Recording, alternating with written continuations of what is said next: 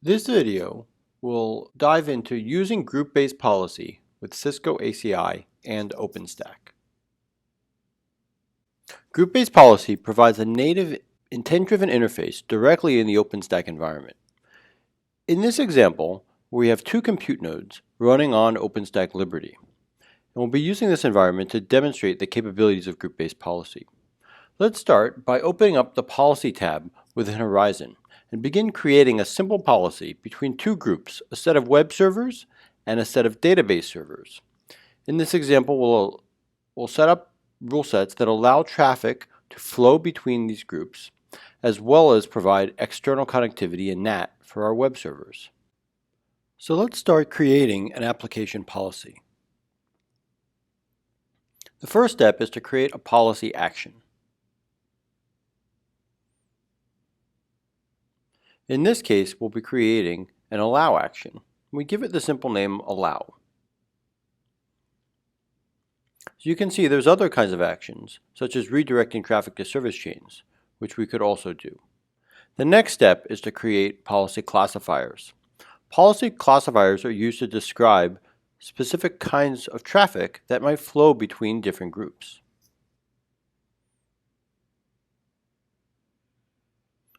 First, we're going to create one to describe traffic coming out of our database group. We're going to simply match on TCP as a simple example here and set it to act bidirectionally.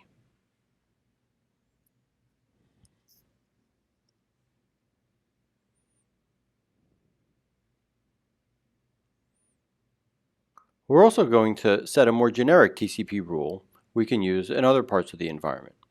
And we could be setting these classifiers as anything and constrain them to the specifics of our application. We'll also set this rule to be bidirectional. Finally, we're going to create a rule to allow ICMP traffic, which we can use in some of our examples for ping.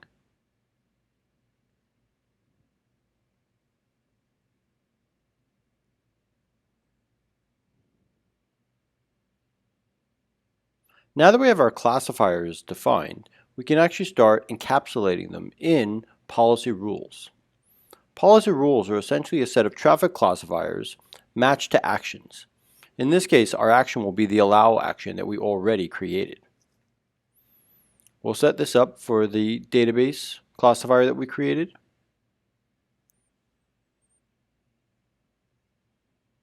And for the TCP classifier.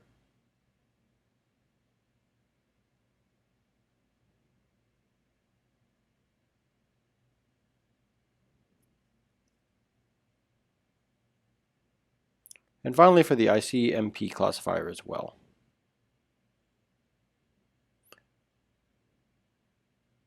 The rules that we encapsulate here can be used in the next step as we start creating rule sets. Now let's go ahead and start actually creating our policy rule sets by grouping together sets of rules. We'll set up one called DB access that we'll end up providing from the database group. We'll allow both the DB rule and the ICMP rule because we'll mostly be testing ping in our example. We'll also set up a rule set we'll call the EXT rule set, which essentially is what we use to control external access. This particular example will allow ICMP and TCP as well. Now we have two rule sets defined. One we plan to use as access to our external group and the other from our database group. Now it's time to start creating our different groups. First, we'll create our web group. We'll come back and set up provide and consume policies later.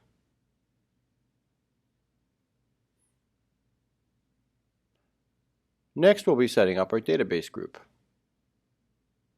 Again, we'll return later to set up the provide and consume policies.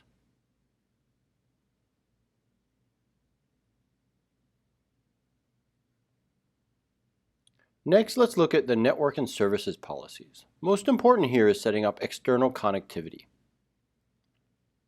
In this case, we'll be using a pre-configured L3 out that is already set up in our common tenant in ACI. Now let's actually look and see that in action. Here we see the DC out has already been created with a network DC out EPG.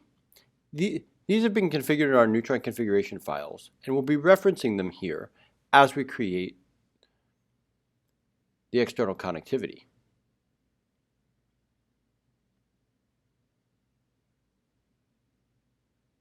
You can see we need to use the name to match our L3 out, and then also reference the external EPG.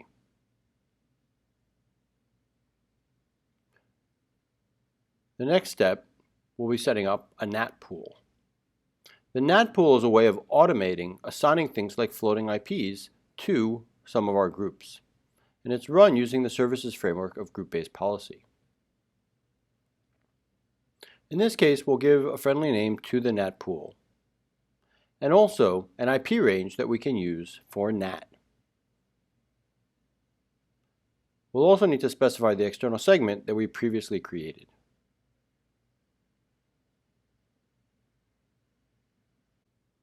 Now we'll go ahead and create our external group.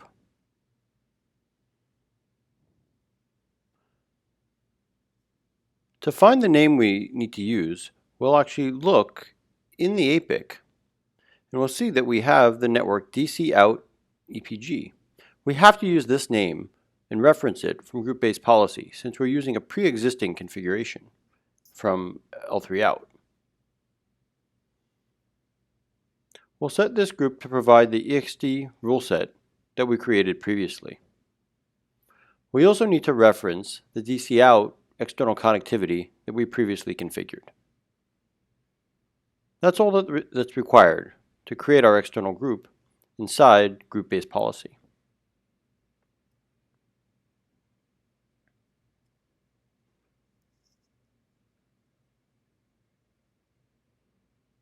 Now we can actually create a service policy using the NAT pool that we previously created.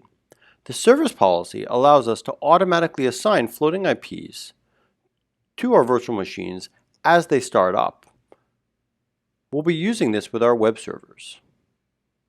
We can be drawing IPs from the NAT pool that we set up in the previous steps.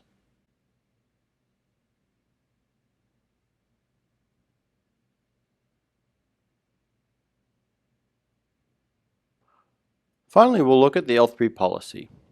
In this case, a default L3 policy was created when we created our groups. This represents a VRF inside ACI. We'll actually set this VRF to use the DC out, L3 out that we have previously configured as part of our deployment so that now these VMs can have external access. Again, that's all that's required for the external configuration. Now it's time to set up the provide consume policies for our groups. We'll set the DB access to be provided by the database group. And we'll also set the web group to be a consumer of database and also a consumer of the external rule set, allowing it to speak to the external group. We'll also give the web group the NAT services policy so that the web servers automatically receive floating IPs via policy. That's all that's required to have the policies set up. Now we can start creating members within these groups. We'll start by creating a database instance.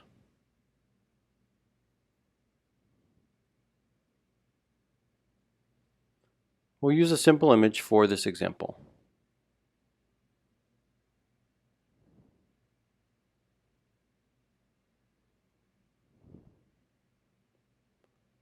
Next, we'll go ahead and do this for the web group as well.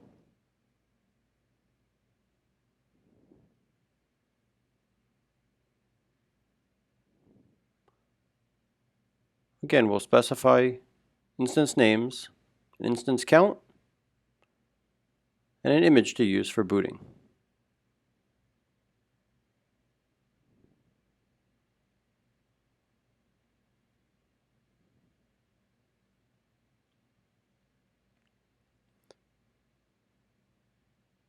These VMs are automatically joined to these groups, web and DB, within group-based policy.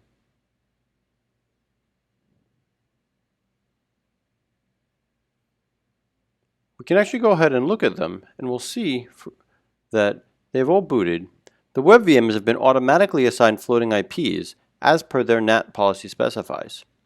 And they've also received private IP addresses on different segments, again, per the policy that I defined. So now let's actually see these policies in action. We open up console in one of the web servers, and we'll log in to the image.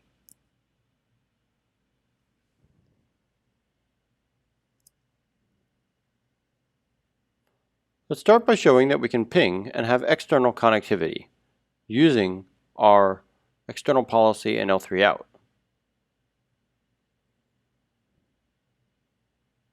We'll also be able to show that we can ping between different networks that are private in the OpenStack environment.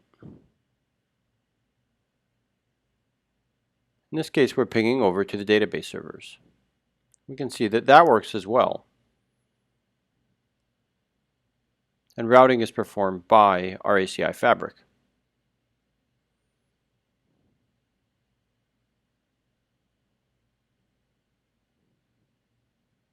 Next, let's show the floating IPs. Here we'll show pinging from the external router outside the fabric back into one of the floating IPs that we've defined.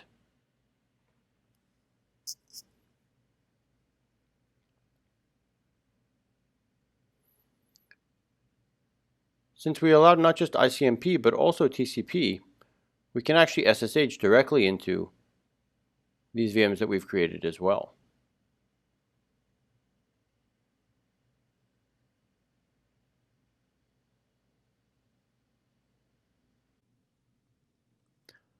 Now let's look at the APIC and see what configuration has been created.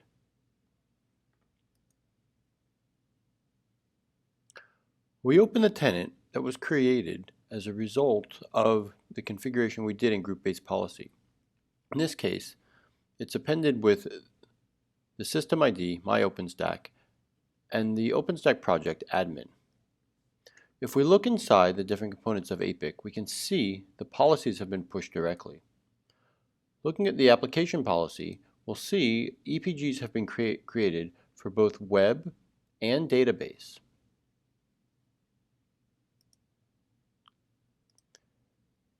If we open them, we can actually see, for example, that we've learned the specific IP addresses related to the VMs that were created in the OpenStack environment as well.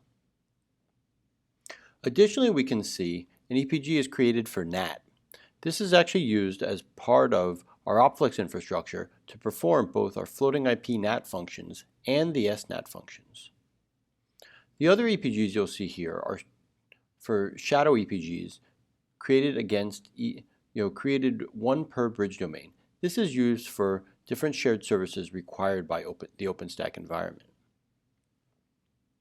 Digging a little deeper, we can also look at the bridge domains, and we can see that bridge domains were also created corresponding to the L2 policies that were created through group-based policy.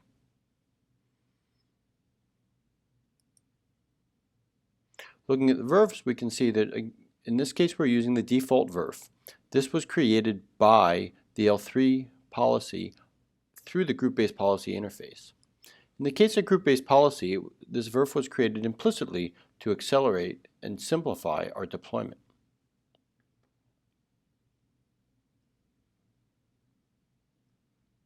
We can also open up security policies, and we'll see that a number of contracts have been created. In particular, the EXT and database contracts that we set up through group-based policy.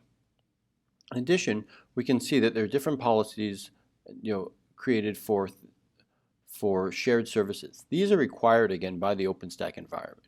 If we look at one of them, we'll see, for example, that it enables things like ICMP, HTTP, DNS, DHCP, ARP that are required in the OpenStack environment. As we look at the rule sets we created, of course, they should map to directly what was created through group-based policy. And in this case, they have the particular provide consumer relationships and rules that we set up. And of course, we have the filters that are required. A number of these are created directly by our plugin for some of the core OpenStack functions, but we also have the rules directly created through group-based policy. The other policy we should look at that we're using in this case is for our external connectivity. As we dig a little deeper here, we can look inside our NAT EPG. We can actually see that it's connected into common tenant external out VRF. That VRF was pre-configured as part of our environment, as we saw earlier.